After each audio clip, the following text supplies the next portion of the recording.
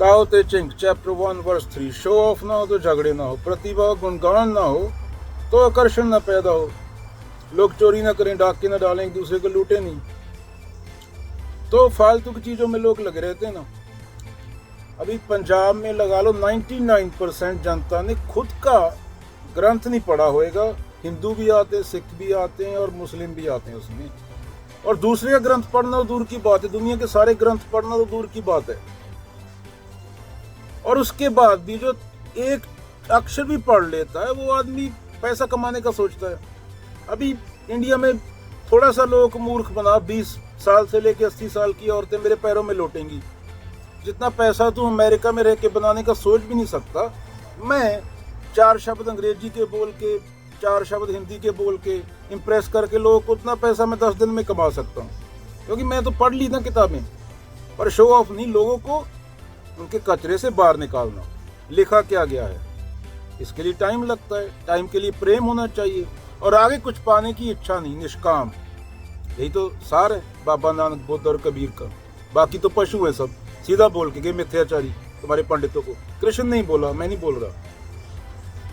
तो एक कहानी है, एक 2 राजा थे, लड़ते रहते थे आपस में। वहां एक साधु आया। राजा बोलता है मेरे राज्य में चोरी बहुत होती है, झगड़ा बहुत होता है।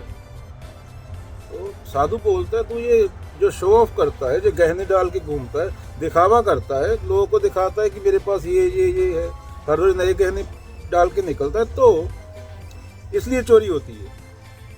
यहाँ पे दिखावा है फालतू का, वहां पे चोरी है। लोगों के मन में लालच उत्पन्न होता है। अभी एक बंदा अमेरिका में संडे को जाके 1 साल में वो फोटो डाल देगा 4 नंगी औरतों के साथ, वो ये नहीं बताएगा कि बाकी 364 दिन वो क्या करता है। तो लोग लालच मन में उत्पन्न होता है। अभी एक जगह के लोग अरुणाचल प्रदेश में फुटबॉल खेल रहे हैं, सब कंडीशनिंग है। पंजाब के सब बाहर जा रहे हैं, बिहार के सब IAS कर रहे हैं। 10 साल पहले, 100 साल पहले मच्छी पकड़ते होंगे, उसी को सक्सेस माना जाता है। तो ये सब मानसिक स्थितियां हैं। सत्य इनसे परे। अगेन किसी भी बंदे को मैं मूर्ख बना सकता हूँ। अभी मैं बोल दूं मेरे सपने में रात को भगवान आए, पहले तो भगवान का कोई कार प्रकार नहीं होता, वो सपने में आ नहीं सकते जो असली होते हैं। फिर बोल दूं 4 मीडिया वालों को पैसे देके कि भाई ये यहाँ पे इतने साल पुरानी मूर्ति है, मूर्ति खुद गाड़ के 1 महीने बाद ये भगवान ने मेरे सपने में आके बताई, गांव वालों को दिखा दूं। मीडिया वाले बात पूरे देश में फैला देंगे, दूर दूर से लोग आने लगेंगे। एक दिन का 2-2 लाख रुपया देने लगेंगे मेरे को, 10-10 लाख। बुढ़ियाँ लेटेंगी सामने सांप की तरह, 80 साल की बुढ़ी यहाँ, 20 साल की वहाँ, क्योंकि दिमाग तो होता ही नॉर्मल जनता का, खुद होती है वो।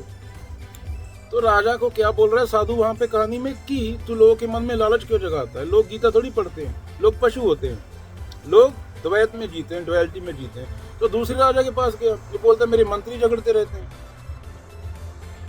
बोलता है मैं ईर्ष्या है, तो सबको एक जैसा ट्रीट नहीं करता।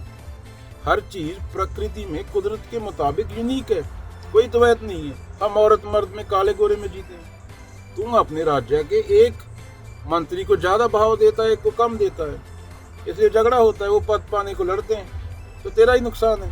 अगर आपस में ही लड़ेंगे इतना तो राजा रहेगा ना कुछ रहेगा, दूसरा राज्य आके तेरे पे कब्जा कर लेगा। यूनिटी, ना शो ऑफ फालतू का, ना किसी को ऊंचा बोलना, किसी को नीचा बोलना, सब एक समान है।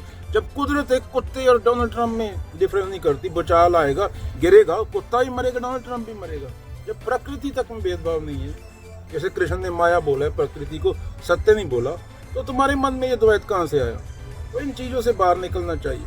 अगेन पैसा तो जस्ट प्रोडक्ट है ना, असली चीज होती है कर्म।